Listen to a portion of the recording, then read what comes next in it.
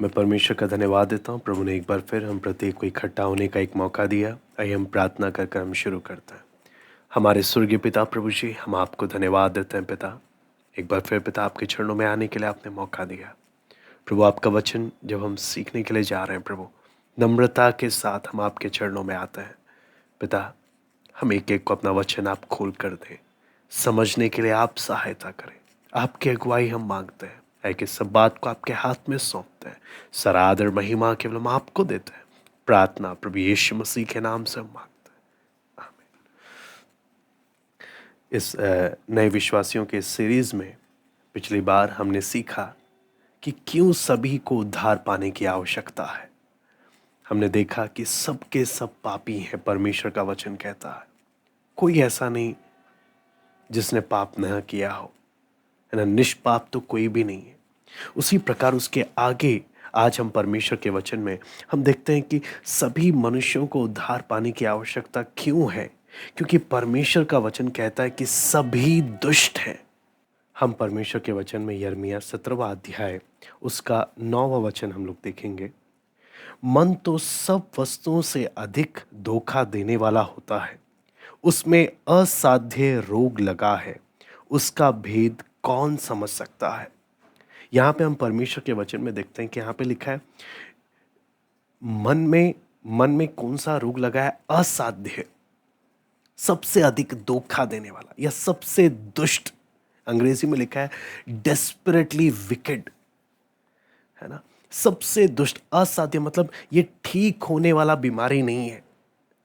आपको मालूम है, ये अब अभी तक जितनी बीमारियों के बारे में हम जानते हैं उन सबसे अधिक जानलेवा, सबसे अधिक खतरनाक है ना। चाहे आप कैंसर की बात करें, चाहे आप कोढ़ की बात करें, चाहे एड्स की बात करें, सारी बीमारियों से अधिक खतरनाक, सबसे अधिक यहाँ पे लिखा है इनक्योरेबल, है ना, असाध्य।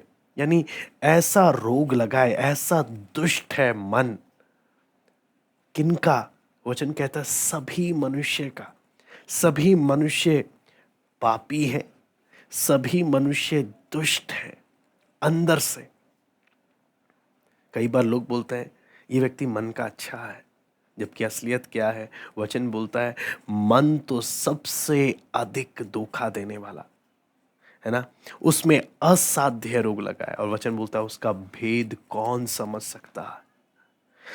आगे वचन में जब हम पढ़ते हैं मरकुस रचित सुसमाचार 7वां अध्याय उसका 20 से लेकर 23 में पढ़ना चाहूंगा। मरकुस रचित सुसमाचार 7वां अध्याय 20 से 23, प्रभु यीशु मसीह मन के विषय में क्या कहते हैं। फिर उसने कहा, जो मनुष्य में से निकलता है वही मनुष्य को अशुद्ध करता है, क्योंकि भीतर से अर्थात मनुष्य के मन से बुरे बुरे विचार, व्यभिचार, चोरी, हत्या, परस्त्री गमन, लोभ, दुष्टता, छल, लुचपन, कुदृष्टि, निंदा, अभिमान और मूर्खता निकलती हैं। ये सब बुरी बातें भीतर ही से निकलती हैं और मनुष्य को अशुद्ध करती है। तो यहां पर हम प्रभु यीशु मसीह जब मनुष्य के मन की बात बताता है तो क्या बोलता है? ये मनुष्य के अंदर क्या है? मनुष्य बेसिकली या मूलभूत रूप से मनुष्य मन का कैसा है? वचन कहता है मन का दुष्ट है। प्रभु यीशु बोलते हैं मन से ये बातें निकलती हैं, है ना। बाहर से वो कितना भी नहा धोकर, है ना, अच्छे से बिहेव करे, अच्छी अच्छी बातें करे, लेकिन प्रभु यीशु बोलता है कि एक व्यक्ति के मन में ये सब बातें भरी पड़ी हैं। हाँ, मैं आपको दोबारा से ये बातें जो प्रभु यीशु बोलते हैं क्या क्या है, पहले लिखा है 21वें आयत में, क्योंकि भीतर से अर्थात मनुष्य के मन से बुरे बुरे विचार, व्यभिचार, चोरी, हत्या, परस्त्री गमन, लोभ, दुष्टता, छल, लुचपन, कुदृष्टि, निंदा, अभिमान और मूर्खता निकलती हैं। ये सब बुरी बातें भीतर ही से निकलती हैं और मनुष्य को अशुद्ध करती हैं। तो यहां पर हमने देखा कि क्या क्या चीजें जो अंदर से निकल रहा है। है ना। तो प्रभु यीशु यहाँ से हमें क्या एक संदेश देता है कि हम हर एक व्यक्ति को उद्धार पाने का जरूरत क्यों है? क्योंकि मनुष्य का मन, हमने देखा, असाध्य रोग लगा है, ठीक ना होने वाली बीमारी लगी है, इतना डेंजरस कि आज तक कोई ऐसा बीमारी नहीं जो इतना खतरनाक हो। और लिखा क्या है? यही बातें मनुष्य के, हर एक मनुष्य के मन में भरी पड़ी हैं, सबके मनों में भरी पड़ी हैं। और इससे हमें क्या चीज नजर आता है कि आज हमारे देश में, आज इस संसार में सबसे बड़ी समस्या क्या है? आज अगर नेताओं से बात की जाए, बड़े बड़े विशेषज्ञों से बात की जाए, तो कई बोलेंगे भाई भूखमरी हम हमारे देश की, आज के संसार की सबसे बड़ी समस्या है कि लोगों के पास एक वक्त का खाना नहीं है।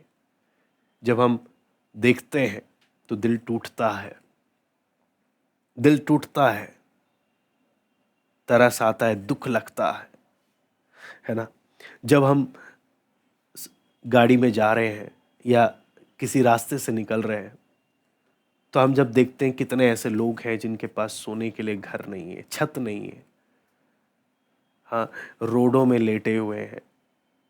आपको कई ऐसे लोग आपको दिखते होंगे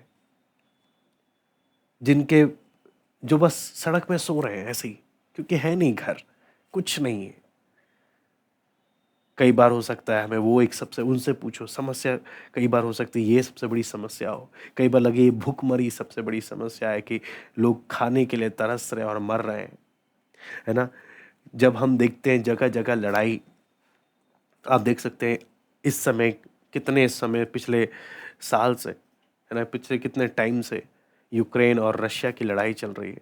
उन लोगों से पूछो लड़ाई के कारण जिन्हें अपना देश छोड़ के जाना पड़ा, या लड़ाई में कितनों ने अपने प्रियजनों को खो दिया, लड़ाई में कितनी बर्बादी हुई। लोग बोलेंगे ये सबसे बड़ी समस्या है, कितना भयानक लड़ाई रुकने का नाम नहीं ले रहा। हाँ, कई बोलेंगे कि हमारे देश में भ्रष्टाचार बहुत है, जो जो चाहे वैसे अपना काम बनवा लेता है, पैसे की ताकत में, पैसे की ताकत में किसी को भी खरीद लेता है, कुछ भी कर लेता है। भ्रष्ट सरकार, ये एक सबसे बड़ी समस्या है। तो कई बोलते हैं कि हम भ्रष्टाचार के विरुद्ध लड़ेंगे और इस भ्रष्टाचार को खत्म करेंगे, ये एक सबसे बड़ी समस्या है। तो कई बोलते हैं आज पीने का पानी नसीब नहीं हो रहा, कितने ऐसी जगहों में आप जाएंगे पानी के लिए तरसते हैं।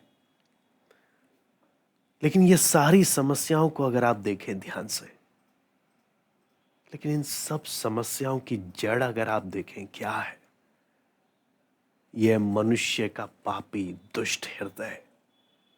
इन सारी समस्या जो भी मैंने अभी आपको बताई, आप लिस्ट देखेंगे तो आपको हर एक समस्या बड़ी बड़ी नजर आएंगी, बड़ी बड़ी नजर आएंगी।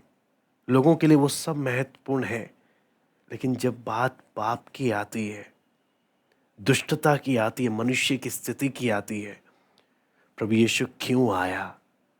क्योंकि ये सारी समस्याओं की जड़ ये पाप है, ये मनुष्य की दुष्टता है। सबके सब पापी, सबके सब अंदर से दुष्ट हैं, हम सब। इसलिए प्रभु यीशु इस संसार में आया। वो परमेश्वर जो एक है, मानव जाति से प्रेम करने के कारण देह धारण कर कर इस जगत में आया, ताकि लोगों को इस दुष्टता से, इस पाप से क्या दे? छुटकारा दे। आगे प्रभु यीशु आगे क्या बोलते हैं? मत्ती 7वां अध्याय उसका 9 से 11 मैं पढ़ना चाहूंगा। मत्ती 7वां अध्याय उसका 9 से 11। तुम में से ऐसा कौन मनुष्य है कि यदि उसका पुत्र उससे रोटी मांगे तो वो उसे पत्थर दे, या मछली मांगे तो उसे सांप दे? अतः जब तुम बुरे होकर अपने बच्चों को अच्छी वस्तुएं देना जानते हो, तो तुम्हारा स्वर्गीय पिता अपने मांगने वालों को अच्छी वस्तुएं क्यों ना देगा? यहां पर आप देखें प्रभु यीशु क्या बोलता है? तुम बुरे होकर, यानी आप, हर एक मनुष्य बुरा होकर भी अच्छे काम कर सकता है। कई बार हम सोचते हैं कि जो भले काम कर रहा है इसका मतलब वो भला मनुष्य है, बुरे काम कर रहा है तो वो बुरा मनुष्य है। प्रभु यीशु बोलता है ना, एक और बात है, बुरा होकर भी एक व्यक्ति भले काम कर सकता है। तो इससे क्या चीज हमें समझ में आता है कि प्रभु यीशु क्या बोलता है? हर एक मनुष्य बुरे हैं, दुष्ट है, पापी है, फिर भी अच्छे काम कर सकते हैं। लेकिन तुम बुरे होकर अगर अच्छे काम कर रहे हो, इसका मतलब ये नहीं कि तुम्हें उद्धार की आवश्यकता नहीं, या तुम परमेश्वर के न्याय में दंड से बच जाओगे क्योंकि तुमने कुछ भले काम किए। नहीं, एक व्यक्ति बुरा होकर भी अच्छे काम कर सकता है, लेकिन है तो वो बुरा, है तो उसका मन दुष्ट।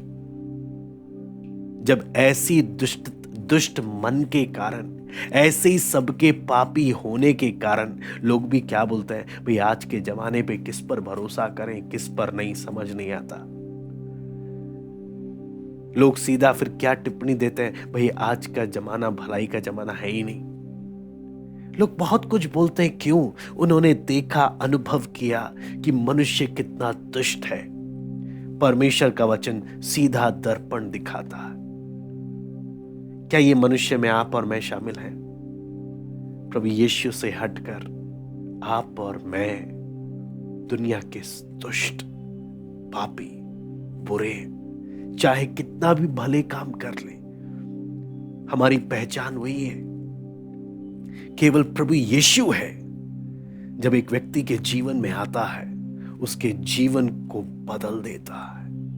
इसलिए गीत भी गाया जाता है, जब से प्यारा यीशु आया मेरा जीवन बदल गया। सवाल यह है, क्या आपको उस दुष्टता से छुटकारा मिला? क्या प्रभु ने आपके जीवन को बदला? आज जो हमने सीखा, इसे आप मनन करें। आइए हम प्रार्थना करते हैं। हमारे स्वर्गीय पिता प्रभु जी, हम आपको धन्यवाद देते हैं। प्रभु, आज आपने हमें सीखने को दिया कि क्यों सभी को उद्धार पाने की आवश्यकता है, क्योंकि सब के सब दुष्ट हैं। आपका वचन हमें बताता है मन कितना दुष्ट है, सबसे अधिक धोखा देने वाला। मन से ही बुरे बुरे विचार, व्यभिचार, हर प्रकार के बुरे काम निकलते हैं। हे प्रभु, आपसे विनती प्रार्थना करते हैं, हर एक को इन बातों को समझने के लिए सहायता कर। पवित्र आत्मा, आप मदद और सहायता करें। धन्यवाद देते हैं आज की संगति के लिए। सराद और महिमा केवल हम आपको देते हैं। प्रार्थना प्रभु यीशु मसीह के नाम से